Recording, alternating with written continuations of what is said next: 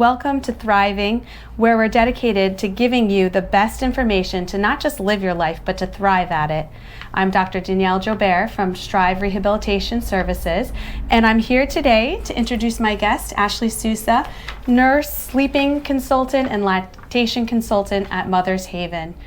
Well, welcome. Thank you for joining us here today. Thank you for having me. I know this is a hot topic because everybody needs sleep. Yes. Moms need sleep, dads need sleep, babies need sleep. Truth. And so we're hoping to get some of your wisdom on how to get those babies to actually go to sleep. Perfect. So can you walk us through what a typical sleep pattern would be for an infant?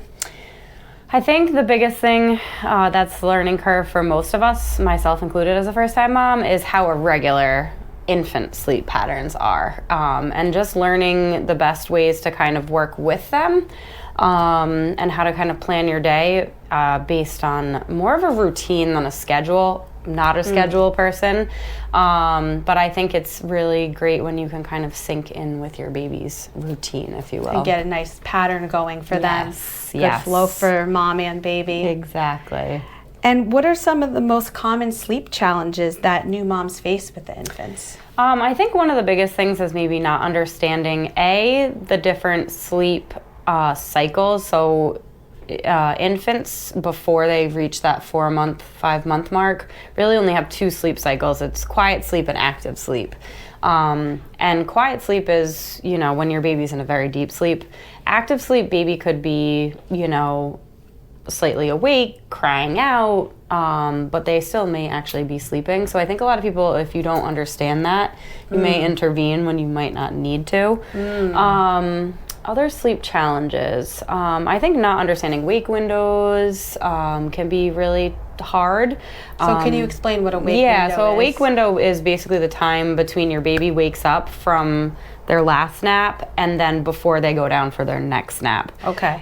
In the newborn until about 3 months, it's anywhere from like 45 to 75, 80 minutes. And I think learning what your baby's wake windows are, I typically say that the wake windows are shorter in the morning and then longer as the day goes on. And obviously some babies are really good at showing sleepy cues and others aren't. So it's just really getting to know your baby and then having some of that like basic education down about surrounding infant sleep. And when to intervene versus let them learn and work on developing that skill set. And how important is it, because you said you're not a routine person, so how important is it for new moms that want to get on a good pattern but are maybe obsessed about a routine? Yes, and I find that sleep can be really anxiety producing for families. And I think for me, I think if you can look at the day as your baby's gonna nap every 45 to 80-ish minutes. You're gonna feed your baby at the start of the wake window. Your baby will be up for a little bit. So I would always kind of plan my day around when my baby woke up, we fed, and then maybe we would head out for a bit. And then you kind of knew you had that 2 to 3 hour window to do what you needed to do. Yeah. Or maybe just even get a cup of coffee out of the house. Exactly. Yeah. I mean, and I think so much of it is just, like I said, working with your baby to kind of live your life if you're able to. And then if you were out, should a new mom be stressed about rushing home because of that window? I think when you have a baby who's, my goal is like adaptable baby, right? So you have a baby who doesn't necessarily need to be in their crib with the dark curtains and their swaddle on and the white noise, but maybe aiming for 1 or 2 practice naps that look like that. And then being able to know that as the day goes on, it's harder to get babies to take independent naps, and maybe that's when you strive to get up and out of the house. Right. But practicing the morning naps tend to be my favorite time to practice or encourage families to practice. Getting out or keeping it quiet? Keeping quiet. Those morning naps are just easier. Typically, babies are more likely to take a better nap, and I think that's a good time to practice, whereas the day goes on, you get the witching hours. Yes, the witching hours. Yeah, babies get overstimulated, and it's really hard for them to settle, so I think that's a great time for naps on the go, whether that's in a stroller, a carrier, a wrap, things like that. What are some tips for moms dealing with sleep deprivation while caring for their newborns? Yeah. I think leaning into your village is one of my biggest tips. Like, if you have a family member who will come and sit with your baby so that you can get a nap in, even if it's 30 to 40 minutes. Yeah. For me, I find that prioritizing sleep, naps, really can help with the postpartum recovery process. So I really encourage families to lean into that support system. Yeah, and if you don't have a village, come check out Mother's Haven, because we do have a Mother's Village here. Yes, exactly. And we're trying to build that sense of community, and maybe you can team up with another new mom and get or a couple doula, naps in. Or literally. I mean, it really truly does take a village. Yeah. So how can moms differentiate between normal sleep disturbances or that active sleep cycle? What are some cues that they can look for versus, maybe their baby has reflux or needs some other sort of intervention? Yeah, and I always tell families that reflux is normal to a degree in most infants, as I'm sure you find.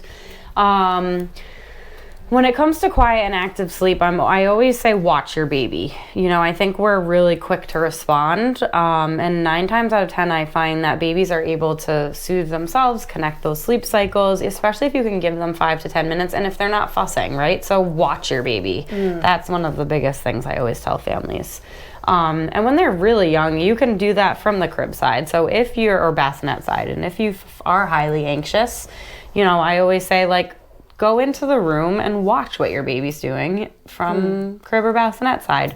Are their eyes kind of fluttering in and out? Are they calm? Are they, trying to soothe themselves? Some babies will try and suck on their fingers. Other babies will kind of rub their head back and forth or rock back and forth. I mean, and this is all just getting to know your baby too. And I always say that we do have an Ask Me Anything call on our website, and a lot of new parents will utilize that. We also do sleep shaping plans, so basically working with families whose children are under 6 months old to help them learn these cues. Yeah, learn their cues, a sample schedule, and then have the support, because a lot of times you get these plans online and you're anxious because you're like, oh my God, this says that the baby was supposed to sleep from 7:30 to 9:30, but my baby didn't go down till 8 and they only took a 40-minute nap. So it's kind of walking families through what do you do in that situation? Is there anything you can do? Because what works for one child, even the same family, is not going to work for the second one. I always use myself as an example. My kids were polar opposite. My daughter was a terrible sleeper, and my son, whether it was because I knew a lot more and I definitely did everything differently, or would he have slept through the night at 6 weeks, because that's just the kind of kid he is. Who knows? Right. You don't know. Yeah. They're so different. So even when you figure it out, or you think you figured it out, exactly, don't be afraid to ask for help on that second or third child, because they're different. They're different. So what are some effective strategies that you recommend for helping babies transition from sleeping, to in their mom's arms or their dad's arms to actually going down into the crib or the bassinet? All it is practice. Practice, literally. And maybe a little workout in there too for those moms and dads. Exactly. I think the best thing you can do is get in the habit of placing your baby down drowsy but awake, and all it is practicing that. Drowsy but awake. Yes, that's the key. Huge. So not feeding to sleep, not rocking to sleep. And a lot of families use that, and don't get me wrong, I don't think you're going to do harm by doing that, but the goal is, as your baby gets older and you're able to differentiate these, especially as they become more wakeful, intentionally practicing putting baby down drowsy but awake is huge. And then I think supporting crib side is another thing. You put your baby down, and of course they're gonna fuss when you put them down. Right. So place a firm hand on the chest and rock. You can shush pat, replace the passy, and give them time and space to practice is super important. Just keep encouraging them along the way. It's all about practice. And some days go really well, and some naps go really well, and other days feel like you're taking 5 steps back and you're like, oh my God, are we ever going to get there? And all it is just practice, practice, and practice. you can reciprocate every single thing and do it exactly the same and have a different outcome every time. Literally. And that's, I think, normal. That's the most frustrating part as a parent. And you start to question yourself. Right. And I think the other thing, and I made this mistake as a first-time mom too, is like I wasn't consistent with my response. I wasn't consistent with a routine. I wasn't consistent with how I responded. Sometimes she would cry and I would go pick her up and I would just hold her.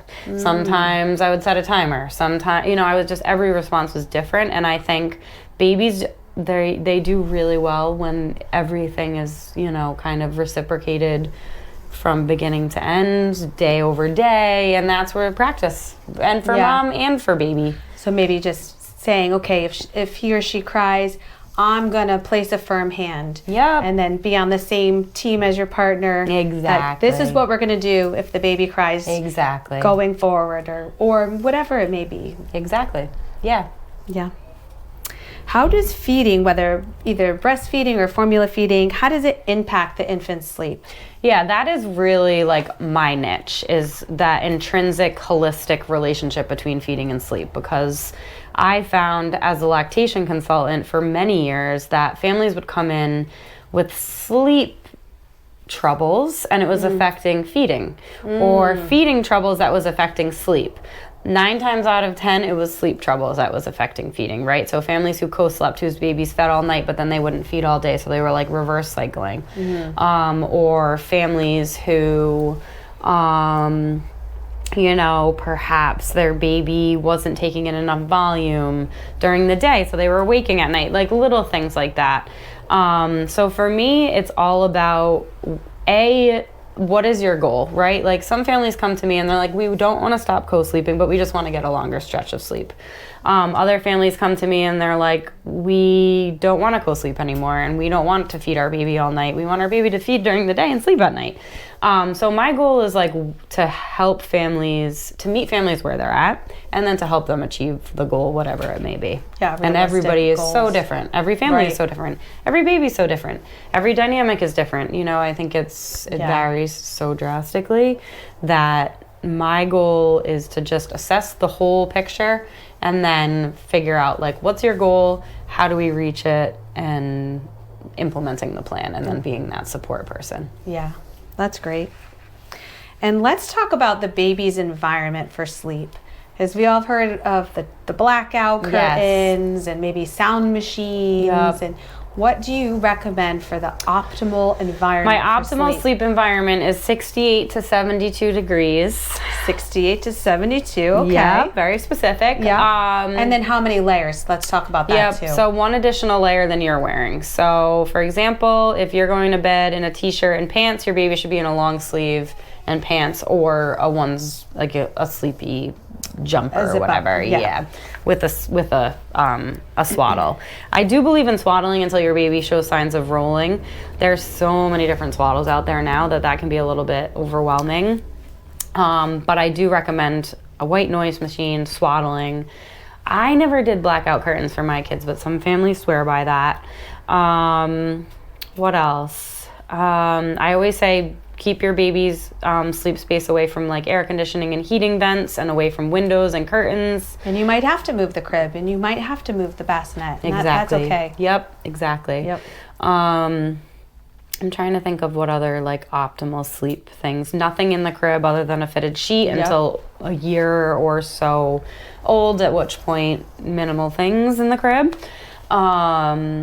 And yeah, I think once you... And back to sleep. Yes, putting your baby on their back to sleep until they're old enough to roll onto their stomach. And then I get a lot of questions about that. Like my baby's rolling over and they're getting really fussy, and like some families will go in like 20 times throughout the night and flip their baby over. I usually say give your baby a few days to adjust to like sleeping on their belly, and they typically will. If they can roll independently, then you know that they're going to be safe, because they can roll out of those situations. Exactly. And I always say, like, and I'm sure you agree, like, practicing lots of tummy time to strengthen that head and neck and all of the work that you do. Tummy to play. Exactly. Lots of tummy time. Yeah, just so that they can practice, because I think learning new skills can be a huge sleep disturbance too. So a baby who's practicing rolling or crawling in the middle of the night might affect their sleep. And it also might make them a little more tired too, because they're getting a little bit more energy going through the day. So it's, all those things have those impacts on the children. Totally. Yeah. So what are some steps that moms can take to improve their own sleep? Because we've all heard the saying, oh, sleep when your baby sleeps, but sometimes it's just not possible. You have other children in the house, other things are going on. Yep. Do you have any recommendations for moms? One of my biggest recommendations is to really unplug once the night is kind of creeping in. No phones. If you need to read, do a yoga meditation or yoga flow.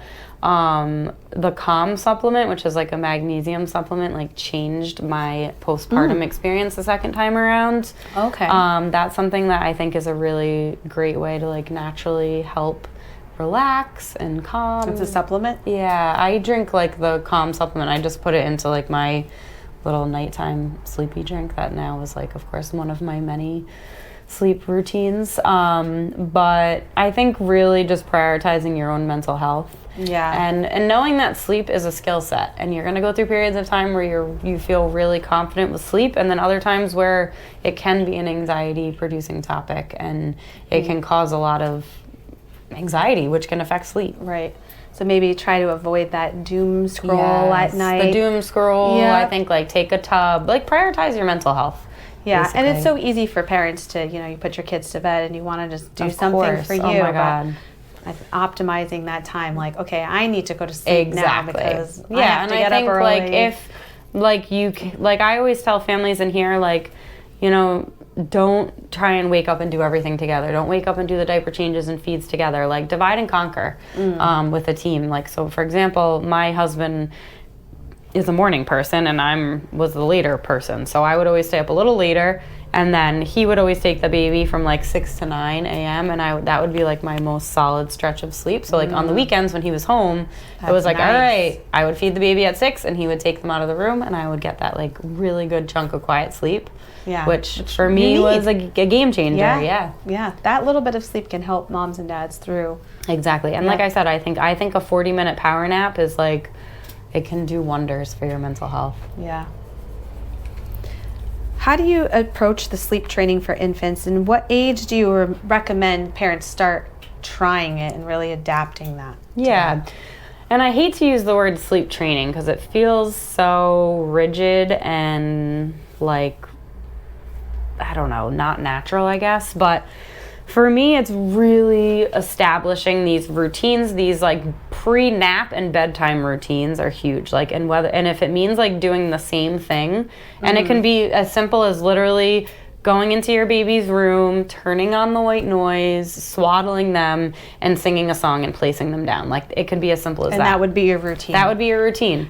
And then at night, maybe you mix in a tub and a book. And where would you put the feed in that routine? Yeah, that's the biggest thing. So for me, it's like you would want to feed your baby and then do something in between to wake them up. So maybe feed, tub.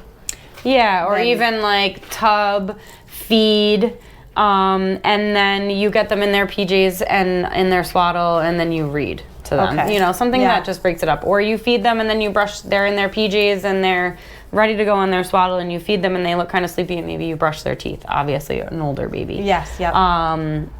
So just doing something to kind of break up the feeding and the sleep. So you're able to put them into their crib or their bassinet drowsy and not awake. Not completely asleep. Agreed, yes. Yeah.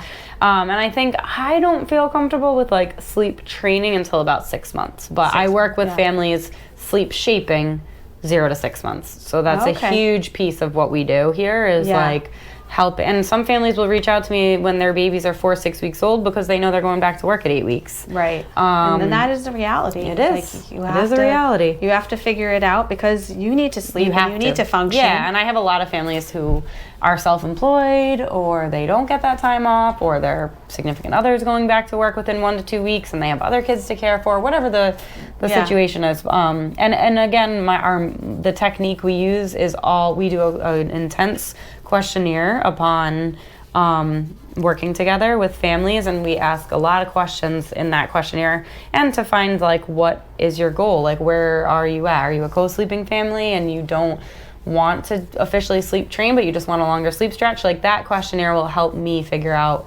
what your family dynamic is and what is going to work best for you. Yeah. So it's the techniques we use are very different pending what the family is looking for. Yeah. That's great. How can dads or other caregivers support mom when it comes to nighttime parenting and ensuring everyone gets more rest? Because I know you talked a little bit about picking the time and sort of each having a role, but what do you think the best role would be that? For me, I think sometimes if you are a breastfeeding mom, that babies get really used to you being the one feeding them. And then if you're going in and doing these checks, you know, baby could be confused. So I think dads and partners, I highly encourage them to be the ones perhaps doing the nighttime routine and or the overnight checks. Okay. That's something I think can be super, super helpful. Some of our families too find that if mom may pump and give a bottle. In the middle of the night. In the middle of the night or that last feed before bed to help baby kind of fill up a little bit and then help dads establish that confidence and that rapport with baby. And they find that really helps with their family dynamics. That's great. And what advice would you give to a mom who's tried everything and their baby just does not seem to get it?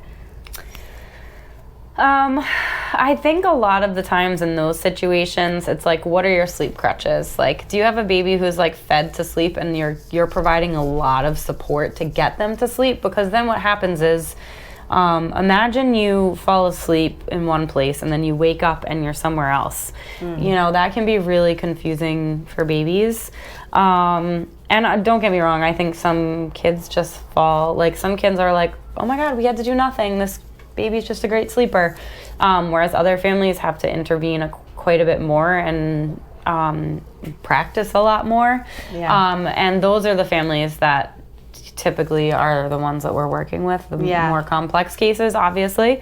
But that being said, a lot of the families I work with sleep shaping will reach out to me at like the 6-8 month mark and be like, oh my God, like we haven't had to do anything because of the things that we implemented from the when beginning. Our baby was exactly an infant or newborn. That's a nice place to be. It is. Yeah. And I think as first time parents, it's really hard to know what to do. I had no idea what a wake window was. Yeah. I made all the mistakes. I fed my daughter to sleep.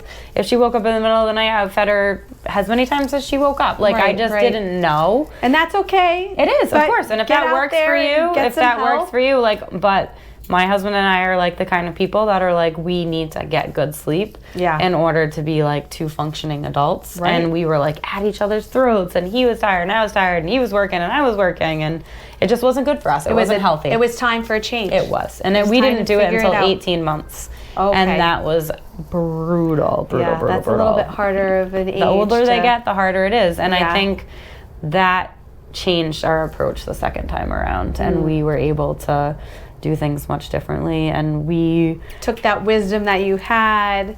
Exactly. Knew you had a different kid as well, because that and the confidence of like being a parent that's been through it before. Yep. I think that makes a huge difference. It really does. Yeah. And can you share some success stories with us? Yes.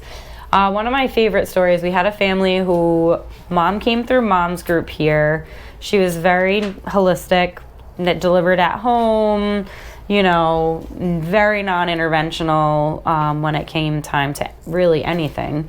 And they were a co-sleeping family. Her husband worked the overnight shift, so it was her. Okay. And then around 8 months of age, she booked a feeding consultation with me because her son wasn't eating all day, but he was eating all night. And they came in and he was really only taking like 2-ish ounces of feed during the day. Okay. But his weight gain was good, so we knew that he was getting what he needed. Nutrients, yeah. And she was like, you know, that co-sleeping mindset of like, I don't know if I can hear him cry. I don't know if I can do it.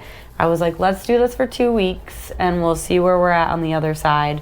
and her son now sleeps from like 7 to Yay. 7, and she's like, I cannot believe I waited 8 months to do this. Like, I was a shell of a human. I feel like a better mom. I'm so much more present. I'm able to just enjoy motherhood now, Yes. whereas like I was just so anxious before. And she's like, our whole family is just like Yay, I thriving love now, you hearing know? that. So Yes. it's like, I think it's hard, and I've been through it, so I know what it feels like to hear your Yeah. baby cry. Absolutely. But I always say that learning a new skill set is hard. It's not going to be the first or the last time you hear your baby cry, because they're frustrated and they're learning something new, and we can't do this work for them. Just like you Yeah. can't teach them to walk. Right. You can You can implement them the tools, and that's what you're doing. and support You're giving them. them the tools, exactly. but they have to be able to carry through by themselves. Exactly. Yeah. Exactly. And I think when you're a new parent, it's really hard to see that.